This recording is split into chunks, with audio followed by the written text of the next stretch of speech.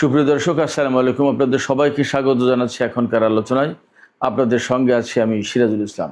দর্শক, বিশ্ব রাজনীতির দাবার ছকে কি নতুন চাল দিল চীন ও রাশিয়া?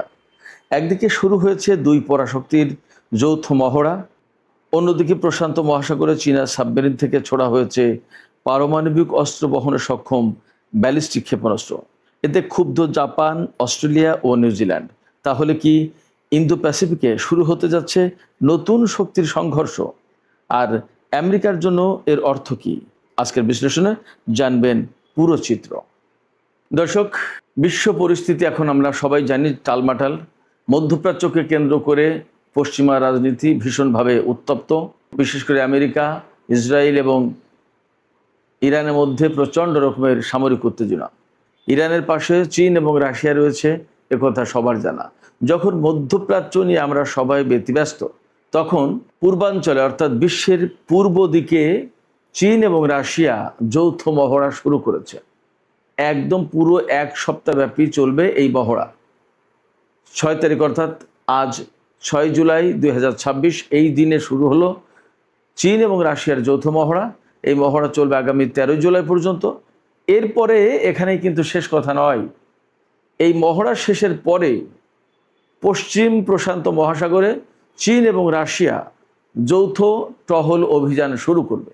কতদিন চলবে এই যৌথ টহল অভিযান তা পরিষ্কার করে বলা হয়নি, তবে এই অভিযান যে চলবে যৌথভাবে এটা একদম পরিষ্কার, এটা লিখিত। প্রশ্ন আসছে, এই যে যখন বিশ্ব যথেষ্ট উত্তেজনা, মধ্যপ্রাচ্য নিয়ে যখন অনেকটা অগ্নিগর্ভ রাজনীতি এবং সামরিক নীতি, তখন পূর্বাঞ্চলে বিশ্বের পূর্ব অংশে এই যে মহড়া, এই যে যৌথ টহল প্রশান্ত মহাসাগরে, আসলে এগুলো আমেরিকা বা তার মিত্রদের জন্য কি বার্তা দিচ্ছে? রাশিয়া আসলে কি বার্তা দিতে চায়? চীন কি বার্তা দিতে চায়? দুই দেশ সম্মিলিতভাবে যৌথভাবে আমেরিকার জন্য আসলে কি বার্তা দিতে চায়, কি করতে চায় তারা?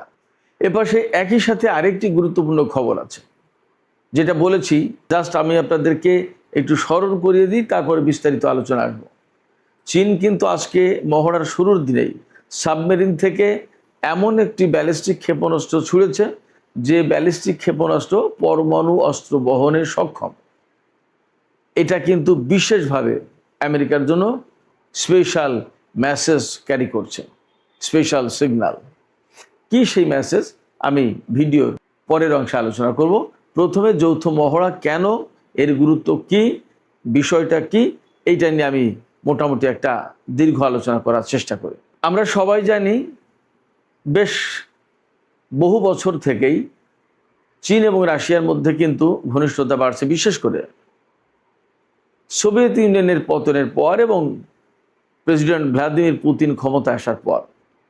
এই যে দুই দেশের ভেতরে পারস্পরিক সম্পর্ক বেড়েই চলেছে, ঘনিষ্ঠ হচ্ছে। এই সম্পর্ক বেড়ে চলা বা ঘনিষ্ঠ হওয়ার ভেতরে আরও কিছু ব্যাপার আছে। এই যে সম্পর্ক ঘনিষ্ঠ হচ্ছে, তাতে চীনকে আমরা সবাই ব্যবসায়িক হিসেবে জানি, অর্থ ব্যবসা ছাড়া আর কিছু বোঝে না। কিন্তু প্রকৃতপক্ষে ভেতরে ভেতরে চীন কিন্তু তার সামরিক শক্তিকে অনেক বাড়িয়ে ফেলেছে, অনেক নতুন কিছু যুক্ত করেছে এবং বিশ্ব শক্তির বা বিশ্ব অঙ্গনে, বিশ্ব মঞ্চে আবির্ভূত হওয়ার জন্য যেরকম একটা বড় শক্তি হতে হয়, সেই শক্তি অর্জনের চেষ্টা কিন্তু করেছে।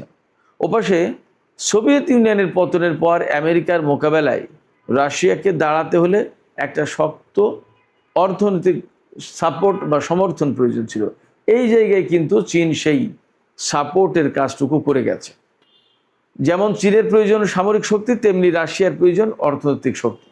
এই দুই দেশের দুই প্রয়োজনের মিটমাট বা মীমাংসা করার চেষ্টায় দুই দেশ একে অপরের কাছে আরও বেশি ঘনিষ্ঠ হয়েছে, আরও বেশি তাদের ঘনিষ্ঠতা বাড়িয়ে চীন রাশিয়াকে তার পক্ষ থেকে যে সমস্ত সাপোর্ট দেওয়ার দরকার সেগুলো দিয়েছে, আর রাশিয়া চীনকে চীনের প্রয়োজন মতো সাপোর্ট দিয়েছে।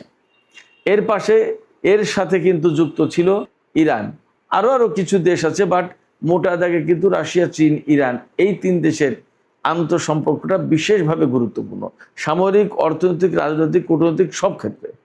রাশিয়া এবং চীন সম্পর্ক বাড়ানোর প্রেক্ষাপটে বিগত বেশ কয়েক বছর ধরে তারা বার্ষিক মহড়া চালাচ্ছে, যৌথ মহড়া। চীন এবং রাশিয়া শুধুমাত্র দুই দেশ মিলে। সেই মহড়া কখনো কখনো এই চীনের অঞ্চলে অর্থাৎ দক্ষিণ চীন সাগরের দিকে, প্রশান্ত মহাসাগরের দিকে, পশ্চিম প্রশান্ত মহাসাগরের দিকে হচ্ছে, আবার কখনো কখনো রাশিয়ার দিকে হচ্ছে। যাই হোক, এবারে যে মহড়া হচ্ছে এই মহড়া মূলত চীনের উপকূলীয় অঞ্চল বা চীনের পানিসীমা থেকে শুরু করে এই মহড়া শুরু হচ্ছে পশ্চিম মহাসাগরে। তার মানে এই যৌথ মহড়া পরিচালনার জন্য রাশিয়া তার নৌবাহিনীকে এখানে পাঠিয়েছে। কি কি পাঠিয়েছে রাশিয়া পাঠিয়েছে 5 থেকে 7টা নৌ ইউনিট, কয়েকটি frigate, corvette, diesel engine submarine এবং রেস্কিউ সাপোর্ট শিপ। এর পাশাপাশি রয়েছে সম্ভবত কিছু যুদ্ধ বিমান। আর চীন এই যৌথ মহড়ায় কি কি মোতায়েন করেছে সেটাও একটু জেনে নিই। চীন মোতায়েন করেছে 10টির মতো যুদ্ধ জাহাজ, 2 থেকে 3টি ডেস্ট্রয়ার, কয়েকটি ফ্রিগেট এবং করভেট, কয়েকটি সাপোর্ট এবং রেস্কিউ শিপ। এখন এই মহড়ার গুরুত্বটা কোথায়, মানে কেন এই মহড়া পরিচালনা করা হচ্ছে? আমরা সবাই জানি ভারত এবং প্রশান্ত মহাসাগরীয় এলাকায় আমেরিকা এবং তার মিত্রদের, বিশেষ করে ভারত, অস্ট্রেলিয়া, নিউজিল্যান্ড, জাপান, এই সমস্ত দেশের সামরিক উপস্থিতি ক্রমেই বেড়ে চলেছে। এইগুলোর জবাব হিসেবে মূলত রাশিয়া এবং চীন তারা এই মহড়ার আয়োজন করেছে। এছাড়া কিছুদিন আগে এপ্রিলের শেষ দিকে, মে মাসের প্রথম দিকে, এই সময় আমেরিকা, ফিলিপাইন, নিউজিল্যান্ড, অস্ট্রেলিয়া এবং জাপান এরা যৌথ মহড়া চালিয়েছে। এই মহড়ার একটা অঘোষিত জবাব হচ্ছে রাশিয়া এবং চীনের এই যৌথ মহড়া। যদিও রাশিয়া এবং চীন বলছে এই মহড়া মূলত কাউকে উদ্দেশ্য করে নয়। তাইওয়ান প্রশ্নে রাশিয়া এবং চীনের ঐক্যবদ্ধ অবস্থান প্রদর্শন করার একটা মেসেজ এই মহড়ার মধ্য দিয়ে দিতে চায়, সেটা দেয়া হচ্ছে। রাশিয়া এবং চীনের মধ্যে নো লিমিট পার্টনারশিপ এই একটা বক্তব্য আছে, অর্থাৎ দুই দেশের অংশীদারিত্ব কোনো ক্ষেত্রে সীমাবদ্ধ না। এই কথা একদম আক্ষরিকভাবে প্রমাণ করার জন্য এই যে যৌথ মহড়া শুরু করা হলো বা শুরু করা হচ্ছে বা চলছে, অর্থাৎ রাশিয়া এবং চীন তারা দেখাতে চায় এই যে অংশীদারিত্ব বা মিত্রতা, এটা শুধুমাত্র অর্থনৈতিক ক্ষেত্রে তা কিন্তু নয়, সব ক্ষেত্রে, সামরিক ক্ষেত্রেও। এছাড়া আমি যে একটু আগে শুরুর দিকে বলছিলাম যে প্রশান্ত মহাসাগরে চীন এবং রাশিয়া যৌথ টহল অভিযান শুরু করবে। এই টহল অভিযানের মূল লক্ষ্য হচ্ছে যে তারা দেখাতে চায় যে প্রশান্ত মহাসাগরের মতো গভীর সাগরে চীন এবং রাশিয়া যৌথভাবে দীর্ঘমেয়াদী টহল অভিযান বা মহড়া বা তাদের উপস্থিতি বজায় রাখতে সক্ষম, মহড়া চালাতে সক্ষম, টহল অভিযান চালাতে সক্ষম। এই মহড়ার মধ্য দিয়ে আসলে চীন এবং রাশিয়া বিশ্ববাসীকে কি বার্তা দিতে চায় সেটাও কিন্তু আলোচনার দাবি রাখে। এখানে দুই দেশ যৌথ মহড়ার মাধ্যমে সারা বিশ্বকে সবচেয়ে বড় যে বার্তা দিতে চায় সেটি হচ্ছে চীন এবং রাশিয়া কৌশলগতভাবে একই ফ্রন্টে দাঁড়িয়ে আছে। এছাড়া এককেন্দ্রিক মার্কিন বিশ্ব ব্যবস্থা বা নিরাপত্তা ব্যবস্থা আমরা যাই বলি, তার বিকল্প শক্তি হিসেবে চীন এবং রাশিয়া তাদের নিজেদেরকে প্রতিষ্ঠা করতে চায়, প্রমাণ করে দিতে চায় বিশ্ববাসীর কাছে। তারা এটাও একটা বার্তা দিল যে শুধুমাত্র আমেরিকা নয়, বিকল্প শক্তি হিসেবে চীন এবং রাশিয়া উঠে আসছে। তার মানে এখানে পরিষ্কারভাবে যে এককেন্দ্রিক বিশ্ব ব্যবস্থা বা একমুখী যে নিরাপত্তা ব্যবস্থা, এই নিরাপত্তা ব্যবস্থা এবং বিশ্ব ব্যবস্থাকে চ্যালেঞ্জ করে তার বিকল্প শক্তি হিসেবে নিজেদেরকে দাঁড় করাচ্ছে। এখান থেকে মূলত তারা একদম পরিষ্কার বার্তা দিতে চায় যে ইন্দো প্যাসিফিকে পশ্চিমা জোট এককভাবে তাদের আধিপত্য বিস্তার করে থাকতে পারবে না। তার মানে এখানে চীন এবং রাশিয়া সরাসরি তাদের জন্য চ্যালেঞ্জ, পশ্চিমাদের জন্য একদম পরিষ্কার চ্যালেঞ্জ, ঝুঁকি, হুমকি যাই বলেন। এই যে দুই দেশের যৌথ মহড়া, এই যৌথ মহড়ার থেকে আমরা যে সমস্ত বার্তা তা তো পেলাম, গুরুত্ব কি এটাও মোটামুটি কম বেশি বুঝেছি। এখানে আমি আরেকটু বলি, ইরানের সাথে আমেরিকার যে যুদ্ধ, এই যুদ্ধের সবচেয়ে বড় যে ঝুঁকিটা চীন এবং রাশিয়ার জন্য, সেটা হচ্ছে এই যে ভেনিজুয়েলার তেল সম্পদ আমেরিকার দখলে নিয়ে ফেলেছে। ইরানকে যদি কবজা করে ইরানের তেল সম্পদ, জাতীয় খনিজ সম্পদ, সমস্ত সবকিছু যদি দখল করে নিতে পারত আমেরিকা, এবং মধ্যপ্রাচ্যে তার একদম অবাধ প্রভাব প্রতিপত্তি বিস্তার করতে পারত, তাহলে চীনের কিন্তু মধ্যপ্রাচ্যে প্রবেশাধিকার একেবারে সীমিত হয়ে পড়ত। তখন আমেরিকা চীনকে এক ধরনের কৌশলগত ফাঁদে ফেলে দিত। চীনের আওতায় বা নিয়ন্ত্রণে যে শতকরা 70% রেয়ার আর্থ ম্যাটেরিয়াল আছে, এই রেয়ার আর্থ ম্যাটেরিয়াল নিয়ে তখন আমেরিকা চীনের সাথে দর কষাকষি করতো, যে তুমি ইরান থেকে বা মধ্যপ্রাচ্য থেকে তেল গ্যাস নিতে পারো, তবে আমাকে এই রেয়ার আর্থ ম্যাটেরিয়ালের অন্তত 50% কন্ট্রোল দিতে হবে। তখন কিন্তু চীনের জন্য মহা বিপদ ছিল। তো মহা বিপদ যখন, তখন চীন তো বসে থাকবে না, ফলে ইরানকে সাপোর্ট দিয়েছে চীন, রাশিয়া দুই দেশই। এবং এই যুদ্ধ যখন একটু তুলনামূলক বেটার সিচুয়েশনে পৌঁছেছে, আপাতত বন্ধ আছে, তখন কিন্তু চীন এবং রাশিয়া নিজেদের বাকি অস্ত্র ঝালাই করে নিচ্ছে, পরীক্ষা করে নিচ্ছে, এবং তারা এর ভেতর দিয়ে তাদের সামরিক পরীক্ষার প্রস্তুতিটাও কিন্তু যাচাই করবে। কারণ এখানে এয়ার ডিফেন্স সিস্টেম এবং অ্যান্টি সাবমেরিন সিস্টেম, এগুলো পরীক্ষা নিরীক্ষা করবে চীন এবং রাশিয়া। খেয়াল করুন, খুবই টেকনিক্যাল এবং খুবই স্পর্শকাতর বিষয়গুলো, যে অ্যান্টি সাবমেরিন এবং এয়ার ডিফেন্স সিস্টেম এগুলোর পরীক্ষা নিরীক্ষা করবে রাশিয়া এবং চীন। তার মানে আমেরিকার সাথে যদি আকস্মিকভাবে সংঘাত শুরু হয়, বা নেটো জোটের সাথে অথবা ইউরোপের সাথে রাশিয়ার, তাইওয়ান ইস্যুকে কেন্দ্র করে আমেরিকার সাথে চীনের, তাহলে তারা যাতে এইগুলো পরীক্ষা নিরীক্ষা করে আগেই ঠিকঠাক করে রাখতে পারে, এবং তারা যাতে সময় মতো বা প্রয়োজন মতো ব্যবহার করতে পারে। এপাশে আমি প্রথমেই বলেছিলাম যে চীন যে সাবমেরিন থেকে ক্ষেপণাস্ত্র ছুড়ল, এর গুরুত্বটা কি আসলে, এটা তো বিশাল একটা ব্যাপার। এই কথাটা আমি এখন আলোচনা করি। একদম সরাসরি সর্বপ্রথম যে বিষয়টা, সেটা হচ্ছে, যেহেতু সাবমেরিন পানির নিচে দিয়ে চলে, সেক্ষেত্রে লোকচক্ষুর আড়ালে থাকে। সাবমেরিন থেকে পরমাণু ওয়ারহেড বহন করা বা বহন করতে সক্ষম এই রকম ক্ষেপণাস্ত্র পরীক্ষা করার মানে হচ্ছে আমেরিকার ভূখণ্ড আর নিরাপদ থাকবে না। তার মানে হচ্ছে প্রশান্ত মহাসাগর দিয়ে হোক আর আটলান্টিক দিয়ে হোক, যেভাবে হোক, যেখান থেকে হোক, সাবমেরিন পানির নিচে দিয়ে গোপনে সংগোপনে আমেরিকার উপকূলীয় এলাকায় বা যেখান থেকে যে দূরত্ব থেকে এই ব্যালিস্টিক ক্ষেপণাস্ত্র বাড়লে আমেরিকার নিরাপত্তা বলয় ভেদ করতে পারে চীন, সেই রকম একটা দূরত্বে গিয়ে সাবমেরিন থেকে পরমাণু ওয়ারহেড বহনের সক্ষম ব্যালিস্টিক ক্ষেপণাস্ত্র যদি ছুঁড়ে মারে, তখন কিন্তু আমেরিকার যে ভূখণ্ডের যে নিরাপত্তা, এই নিরাপত্তা থাকবে না।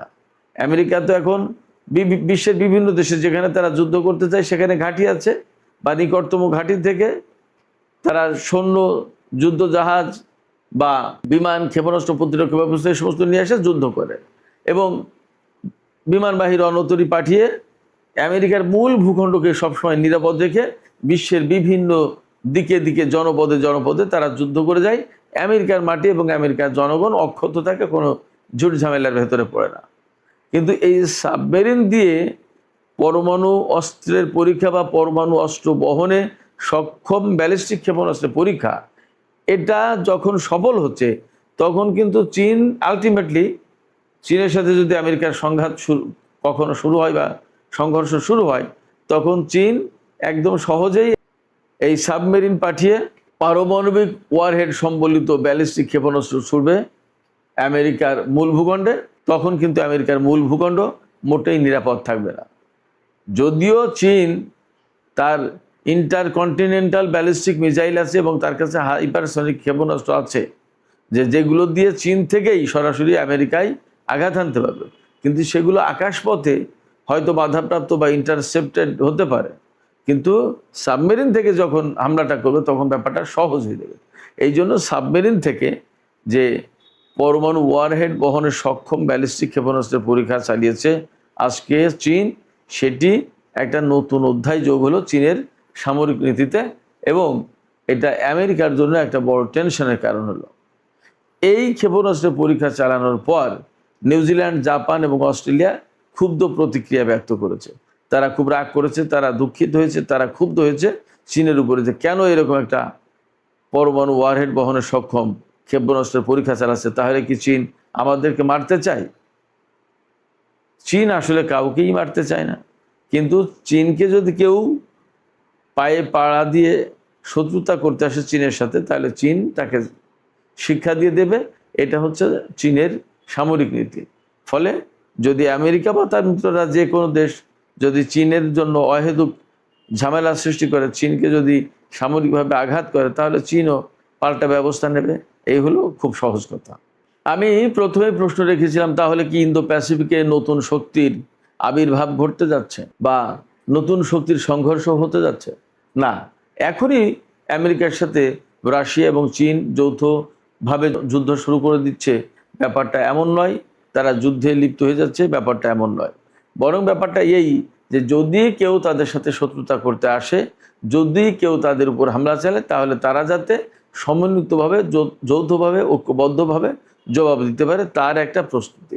এবং এখানে যদিও সরাসরি সংঘাতের প্রশ্ন নেই, তবে আমেরিকার বিরুদ্ধে চীন এবং রাশিয়া যে সংঘাতের প্রস্তুতি রাখছে, এ কথা তো পরিষ্কার। এবং এই যে চীন এবং রাশিয়ার যৌথ পহড়া, যৌথ প্রস্তুতি, যৌথ টহল যাই বলি, এই সমস্ত সব কিছুর মূল লক্ষ্য কিন্তু আমেরিকা, তাতে কোনো সন্দেহ নেই। যদিও রাশিয়া এবং চীন তারা বলছে আমাদের এইরকম সুনির্দিষ্ট কোনো দেশকে টার্গেট করে এই মহড়া চালাচ্ছি না, বা আমাদের এই মহড়া নয়, কিন্তু বাস্তবতা হচ্ছে চীন এবং রাশিয়ার মূল প্রতিদ্বন্দ্বী কে, এটা আমরা সবাই জানি। চীন এবং রাশিয়ার মূল প্রতিদ্বন্দ্বী হচ্ছে নেটো বাহিনী এবং আমেরিকা। অতএব তাদের যত যা প্রস্তুতি, সমস্ত সব কিছু যে আমেরিকাকে লক্ষ্য করে বা নেটো বাহিনীকে লক্ষ্য করে, তাতে কোনো সন্দেহ নেই। এখানে আঞ্চলিক দেশ হিসেবে যদি নেটো জোটে যোগ দিয়ে নিউজিল্যান্ড, অস্ট্রেলিয়া বা জাপান তারা যদি কিছু করতে চায়, বা আমেরিকার সাথে কোনো নতুন জোট করে তারা যদি চীনের বিরুদ্ধে কিছু করতে চায়, তাহলে তাদের জবাব দেওয়ার জন্য চীন রাশিয়ার মৈত্রী বা অটুট বন্ধন কাজে লাগবে। তো সুপ্রিয় দর্শক, একদম আলোচনার শেষ পর্যায়ে যে কথা বলতে চাই সেটি হচ্ছে, চীন এবং রাশিয়ার যে যুদ্ধ মহড়া, এটা কিন্তু কোনো যুদ্ধের ঘোষণা নয়, কিন্তু নতুন ঠান্ডা সামরিক প্রতিযোগিতার সুস্পষ্ট শুরু, এ কথাও অস্বীকার করার উপায় নেই। সুপ্রিয় দর্শক, এখনকার আলোচনা এখানে শেষ করতে চাই। যাবার আগে আমি আপনাদের কাছেই প্রশ্ন করি, আপনারা কিভাবে দেখছেন চীন এবং রাশিয়ার এই যৌথ মহড়াকে? এই মহড়া কি আপনারা মনে করছেন আমেরিকাকে সরাসরি চ্যালেঞ্জ করার জন্য, নাকি নিজেরা নিজেদের ভেতরকার অস্ত্র প্রশিক্ষণ, এই সমস্ত শুধুমাত্র নামকস্ত এগুলো করার জন্য? আপনাদের মতামত জানিয়ে কমেন্টে লিখুন। আর ভিডিও ভালো লাগলে লাইক, কমেন্ট, শেয়ার করবেন প্লিজ, এবং চ্যানেলটি সাবস্ক্রাইব করে টক উইথ সিরাজের সাথেই থাকুন। দর্শক, আপনাদের সবাইকে অনেক অনেক ধন্যবাদ। আল্লাহ হাফেজ।